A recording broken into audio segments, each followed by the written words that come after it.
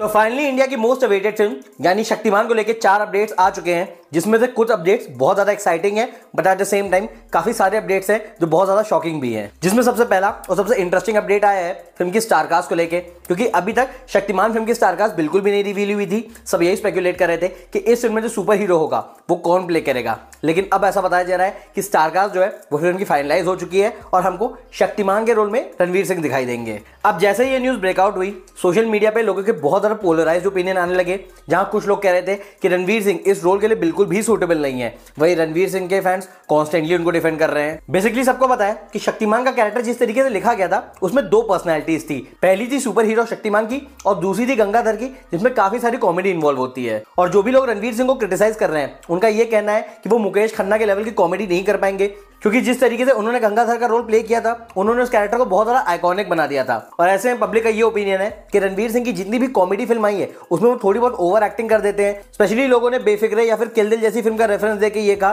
कि रणवीर सिंह इस रोल में बिल्कुल अनसूटेबल है। वही ऑन द कॉन्ट्री अगर मैं रणवीर सिंह के डाई हार्ड फैंस की बात करूं तो वो उनको कॉन्स्टेंटली डिफेंड कर रहे हैं। उनका ये कहना है कि रणवीर सिंह ने over the period of time अपनी एक्टिंग को बार बार प्रूव किया है, चाहे वो रामलीला में हो, चाहे वो बाजीराव मस्तानी में हो, या फिर वो पद्मावत में हो। ये सारी वो फिल्में थी जिसमें रणवीर सिंह ने बहुत सारे अलग रोल निभाए थे और जिस तरीके का कन्विक्शन हमको उनकी एक्टिंग में दिखा था, ऐसा लगा था कि वो कोई भी रोल पुल ऑफ कर सकते हैं। सिमिलरली बहुत लोग का ये कहना था कि सिम्बा या फिर सूर्यवंशी फिल्म में उनकी कॉमिक टाइमिंग भी बहुत अच्छी रही है और इस वजह से वो गंगाधर के रोल में बहुत ज्यादा इफेक्टिव रहेंगे। वैसे आपको बता दूं कि ये फर्स्ट टाइम नहीं है जहां पे किसी फिल्म में रणवीर सिंह की कास्टिंग को लेकर इतनी ज्यादा कंट्रोवर्सी हो रही है। इससे पहले जब फरहान अख्तर ने उनको डॉन 3 के लिए कास्ट किया था तब भी पब्लिक का इतना ज्यादा ही पोलराइज्ड ओपिनियन आया था, जहां उस टाइम पे भी रणवीर सिंह के जो डाई हार्ड फैंस हैं वो उनको डिफेंड कर रहे थे। वहीं बहुत सारी पब्लिक का ये कहना था कि डॉन का जो रोल है वो बहुत ज्यादा आइकॉनिक है। रणवीर सिंह से पहले उसको शाहरुख खान और अमिताभ बच्चन ने निभाया है, जो कि इंडियन सिनेमा के लिविंग लेजेंड्स है, और इसी वजह से किसी लेजेंड को ही कास्ट करना चाहिए डॉन 3 में। इनफैक्ट एक टाइम पे तो ये जो स्टॉप डॉन 3 वाली वेव है वो इतनी ज्यादा बढ़ गई थी कि फरहान अख्तर को खुद आके क्लियर करना पड़ा था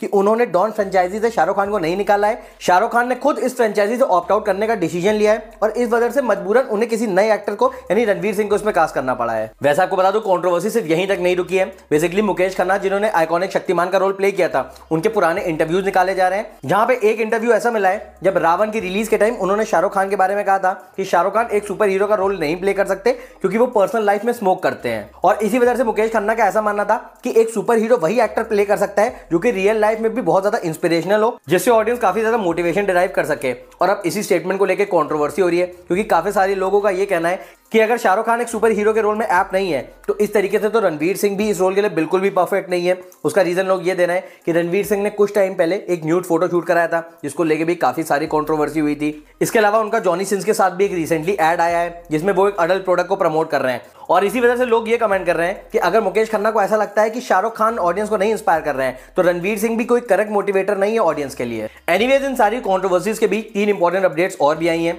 नेक्स्ट अपडेट ये है कि इस फिल्म के जो डायरेक्टर होंगे वो बेसिल जोसेफ होंगे, और इन केस अगर आपने इनका नाम नहीं सुना तो ये वही डायरेक्टर हैं जिन्होंने इससे पहले मृणाल मुरली बनाई थी। और इसी वजह से अब ऑडियंस की एक्सपेक्टेशन शक्तिमान फिल्म से काफी ज्यादा बढ़ गई है, क्योंकि लोगों का ये मानना है कि मृणाल मुरली इंडियन सिनेमा में बनी one of the best super hero films है। वहीं अब अगर मैं नेक्स्ट अपडेट बताते हुए फिल्म के प्रोड्यूसर्स की बात करूं तो ये बात तो सबको शुरुआत से पता है कि इस फिल्म को सोनी पिक्चर्स वाले प्रोड्यूस कर रहे हैं, लेकिन अब ऐसा सुनने में आया है कि सोनी पिक्चर्स साजिद नडियाडवाला के साथ इस फिल्म को को प्रोड्यूस करेंगे। और इसने भी कहीं ना कहीं फिल्म के रिगार्डिंग पोलराइज्ड ओपिनियन बना दिए हैं। बेसिकली हुआ क्या है कि साजिद नडियाडवाला ने हाल ही में जितनी भी फिल्में प्रोड्यूस की हैं उनको ऑडियंस ने उतना ज्यादा अप्रिशिएट नहीं किया है। कुछ टाइम पहले उनकी फिल्म हाउसफुल 4 आई थी, फिर 1 साल पहले उनकी फिल्म हीरोपंती 2 आई थी, और इस वजह से इस प्रोडक्शन हाउस से ऑडियंस की जो एक्सपेक्टेशंस है वो काफी ज्यादा कम है। लेकिन वहीं मैं आपको ये बता दूं कि इसी प्रोडक्शन हाउस की तरफ से बवाल और 83 जैसी फिल्म्स भी आई हैं, मेकिंग इट क्लियर कि प्रोडक्शन हाउस से कोई फर्क नहीं पड़ता, प्रोड्यूसर्स बेसिकली सिर्फ और सिर्फ फिल्म पे पैसा लगाते हैं। लेकिन एक्चुअल जो फिल्म की क्वालिटी और जो फिल्म की स्टोरी टेलिंग होती है वो काफी हद तक फिल्म के डायरेक्टर पे डिपेंड करती है।